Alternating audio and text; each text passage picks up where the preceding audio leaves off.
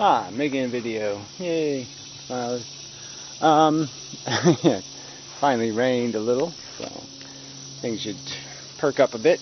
Anyway, so I just wanted to mention a video, one of those Google Plus rooms for us, with Hazy guy.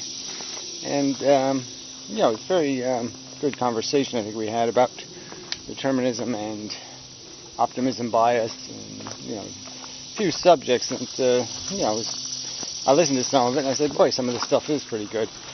So anyway, I just thought I would link to that. If you got some time, especially the first, 40 minutes or so.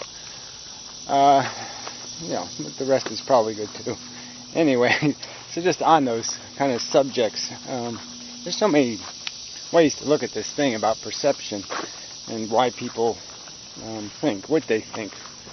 I mean, the why they think it is tricky because, we're so, there's this problem of our psychology, our wants, our desires, our ambitions for our future, and, perception that somebody's threatening the world we live in.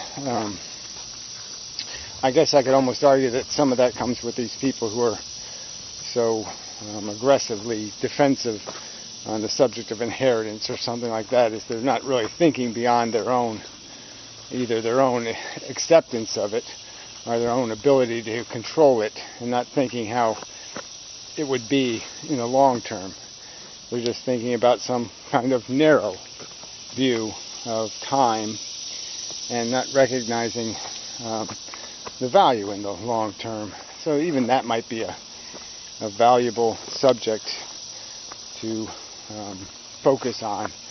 It's just this how necessary it is in philosophy or thinking seriously about any subject to always think in terms of long-term consequences and the value of doing something and how it accrues into the future. Not so much what it means in the present, which doesn't really exist, in the short term versus the long term. And that's one of these rational axioms that we should all be able to agree on, is that it would be not really rational to assume the world is going to blow up, by natural causes in 10 years. It would be rational to assume it's going to be here, and that everything we do is going to affect the future in a chain, and that sometimes very small changes we make now will have a very large productive change in the future, by preventing or mitigating against, huge amounts of harm. And the fact that that's, a conversation requiring conversation is even sort of annoying. Why should we have to argue, about the fact that the future is bigger than the present, that it's going to have a lot more stuff in it, and that that all value has to be measured in terms of those long-term consequences. Again, like I said, it should be like a premise accepted by all people having a conversation about any subject. And so then when you get into a conversation about the kind of wasteful, unproductive things we do, like even meat eating, and not to recognize that if you were to create a future, there's no real rational reason to create people highly dependent on meat eating. That even if you could migrate them to a very small percentage of their diet being meat, that there would be fundamental value in that, and that even meat eaters should be able to concede that point, that if they were to make the world, and we're essentially making the future, that you'd want to make that kind of world, that this unnecessary consumption of animals and the harm that comes with it is completely unproductive. It's not only bad for human beings, and this diet is not very good health-wise, meat eating in large amounts, but that it's also highly expensive to the environment and destructive to the welfare of animals, and so it doesn't win on any one of those levels.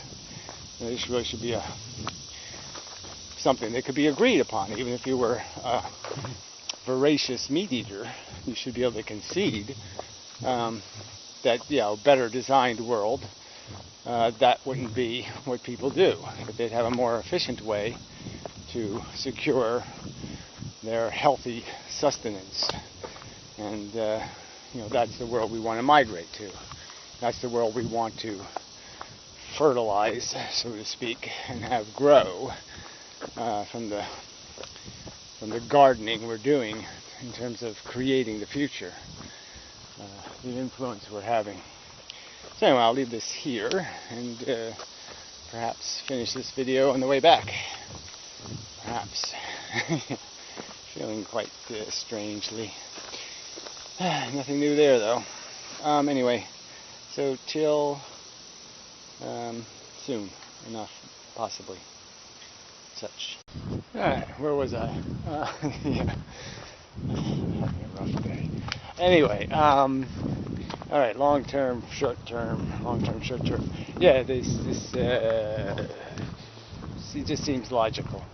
And there should be these just seems logical things that we could agree on and just get this conversation thing about what's the rational scope of rational thought.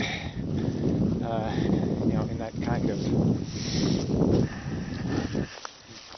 Yeah, I mean, it's like the other day I did the optimism video.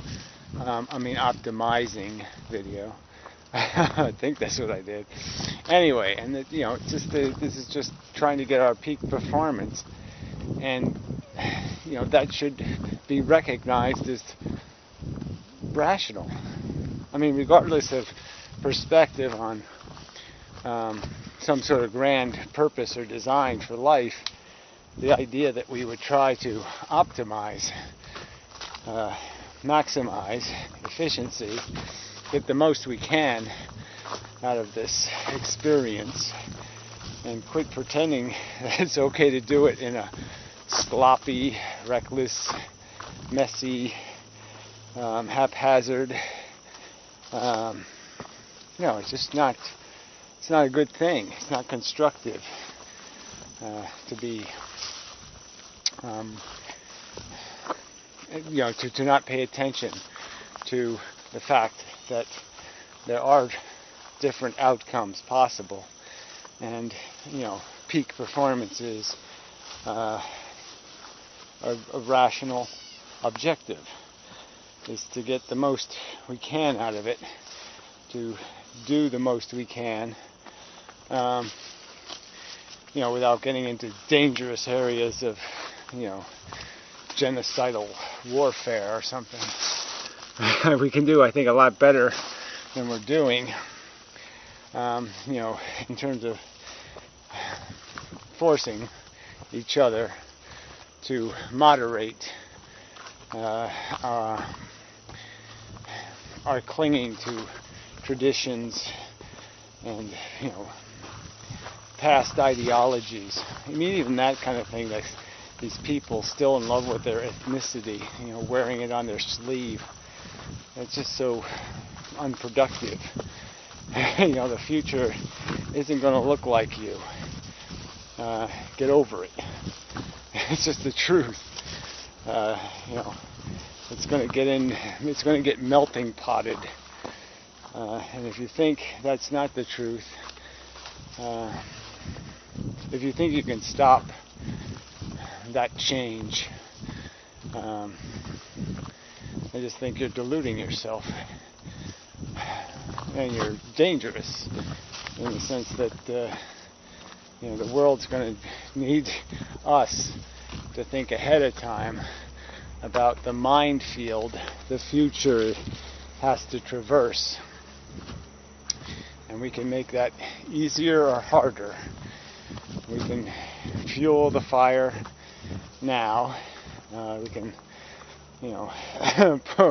pour gasoline on the future, or we can do something better than that. So, I guess the point is these conversations have to have more of a theme.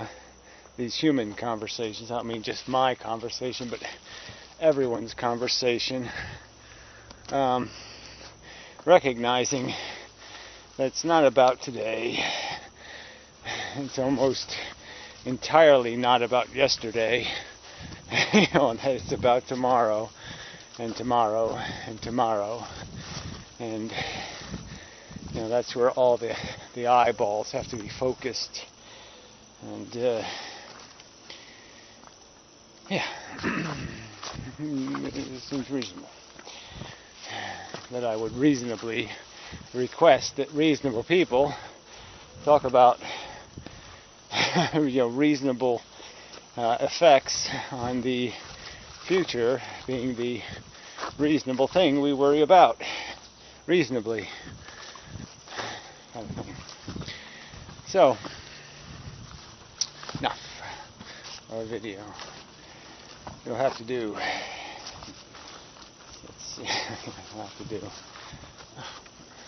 Holding the camera weird. It's breaking my arm.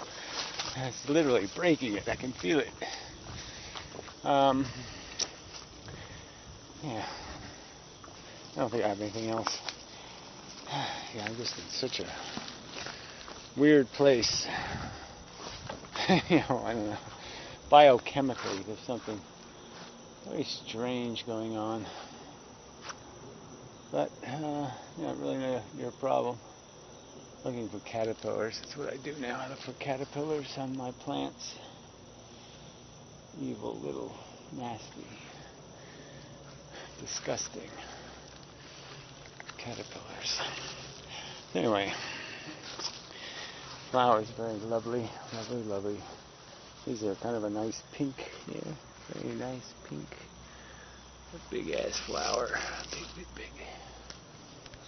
Yeah. So, butterfly, I'll do that. Maybe you'll like that. Oh, too late. Got away. So anyway, till next time and such. Shit, if I'm still around. I just do. I feel fragile for some reason. Very fragile. So, yeah, I'll hit the button now. Enough already.